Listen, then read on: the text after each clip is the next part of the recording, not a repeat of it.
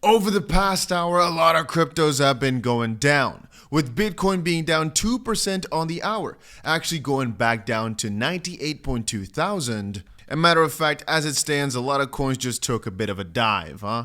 A lot of the favorite coins of earlier are down like 5, 6, 4, 3, whatever percent in the last hour. And when taking a look at the total liquidations, I think it's quite peculiar that $100 million worth of longs just got wrecked in the last hour.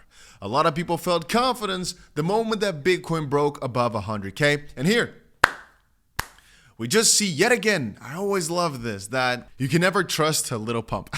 You can never trust the pump, but you got to respect the pump. But again, you can't trust it because right now all these longs just got wrecked. And it's kind of funny that over a 24-hour time span, even though still more longs got wrecked than shorts, it is quite interesting when you really start diving a bit more into how Bitcoin has been moving recently. We talked before about the breakout. We talked before about how let me quickly find it here, the move upwards was going to look, but then we didn't really talk too much about the midst of it all and the fact that this could still happen. I mean, we just touched almost $104,000 on some platforms like Whitebit. We even went above $104,000. Anyway, I can make it a whole long story for you, but I buy the dip because I know what I'm holding, and that same thing goes for almost every single one of my top coins.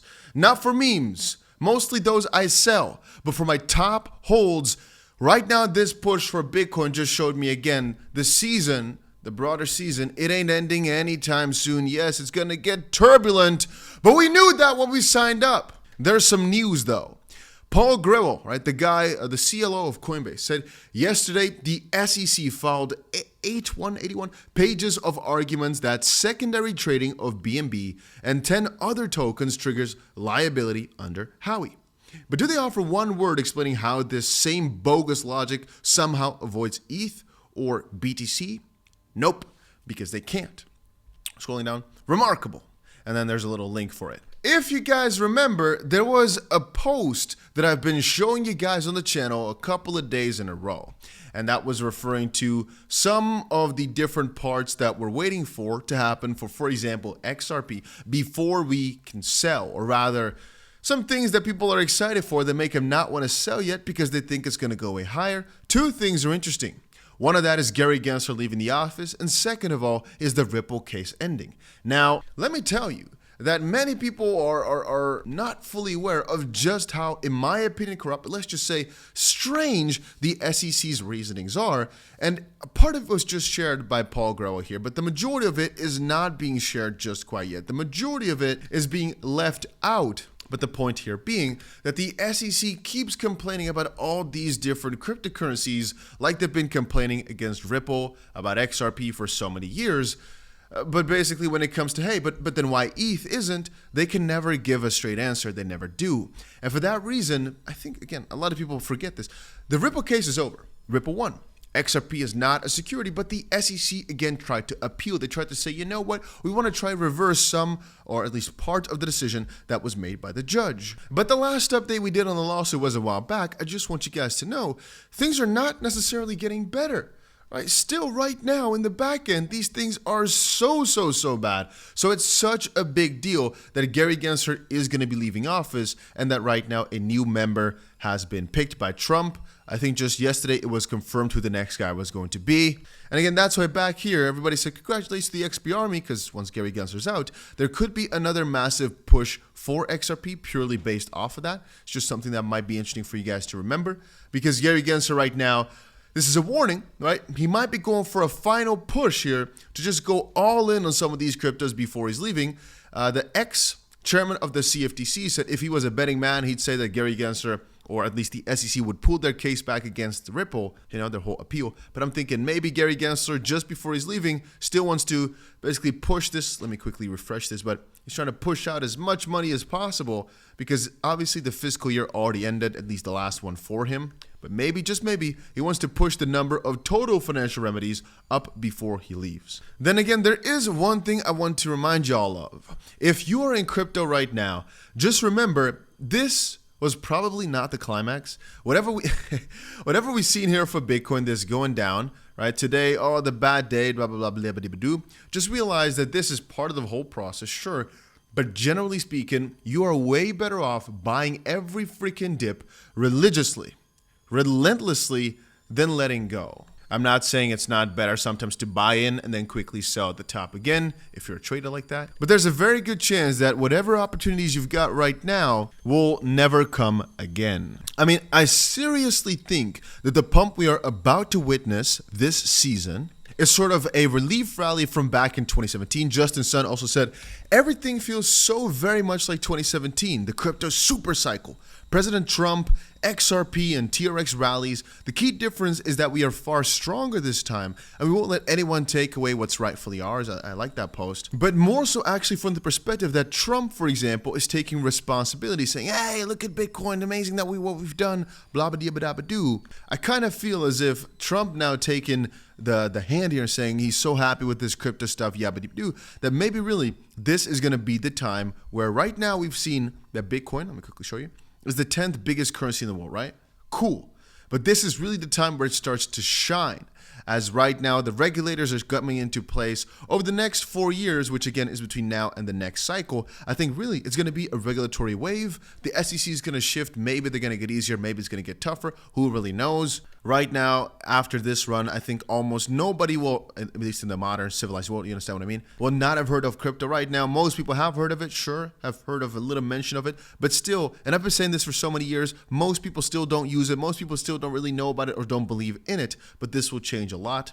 For example, this New York City mayor got a lot of crap before for taking his first 3 paychecks in Bitcoin, but obviously he's the one laughing now in the end. And also, if you had just listened to the whole theory of, you know what, most likely this fall in the red of Plan B's super cycle, so to speak, or his stock to flow model. If you just always buy whenever this signals red or any color that's not yellow or orange, or kind of not even green even, but hey, you understand what I mean, you're usually good because it's always increased over time. And I keep telling you, people want to sell because they're afraid of things going down, which I respect, sure. But remember, the German government decision to sell 50,000 Bitcoin at $54,000 cost them $2.4 billion in missed profits. The moment they sold this, I think the Bitcoin price went from 54,000 all the way back to like 49 in the wake of it. And so they probably thought they made a good decision because the price went down 10% after they did. But then again, look at it 6 months after, 4 months, 5 months, I don't remember exactly. And now they missed $2.4 billion. So they basically could have doubled their money if they had just been patient. And as I always said before, when it comes to your money, the road to $100,000 is way harder than $100,000 to $1 million. That's one thing. But also for Bitcoin, I think going from 80,000 to 100 was a very strange path. But once we really start going after 100, I think just like how XRP took a crazy run just now to what value did it take? Like $3 almost. I think we might see something quite similar with Bitcoin, just going absolutely crazy quite quickly. Just an $870 billion manager, Standard Chartered Bank, says Bitcoin will double to $200,000 over the next year. I think there's a very high probability of that. And I think many of our altcoins are also, by that definition or by that reasoning, going to flourish if they at least keep some sort of similar ratio to Bitcoin, which again, I hope they'll be able to achieve or keep. This is Shiba Inu's price. I just had it open somewhere else, but I was trying to show you guys all these different altcoins. This is actually the Solana breakout we are still waiting for as it stands. For the most part here, we're talking about how versus Bitcoin, almost nothing has gone crazy yet. Yes, these versus dollar terms are doing good. This is XRP, for example, denominated in Bitcoin. But really, almost all these coins still have a lot growing to do. Right now, generally speaking, it's still the time for Bitcoin / ETH, maybe ETH. But the real alt season, no, not there. This is where it could start. And people keep making videos about this is where it starts, this is where it goes. But it's really mostly not here yet. XRP, by the way, right now is again looming for another breakout of sorts. I still think if you religiously just buy the freaking dip for almost any coin, you'll be fine. It's only when you start getting scared or there's just crashes with preposterous numbers. But if you're again asking me, hey, should I be buying the dip? I'll keep showing you guys these sort of strategies like I've just described, which means if you are able to sustain your buys going down lower and lower and lower, it is very, very hard to lose over a prolonged period of time. If you're a short-term thinker, then don't ask me a question. Just do whatever feels right to you because nobody really knows for sure, right?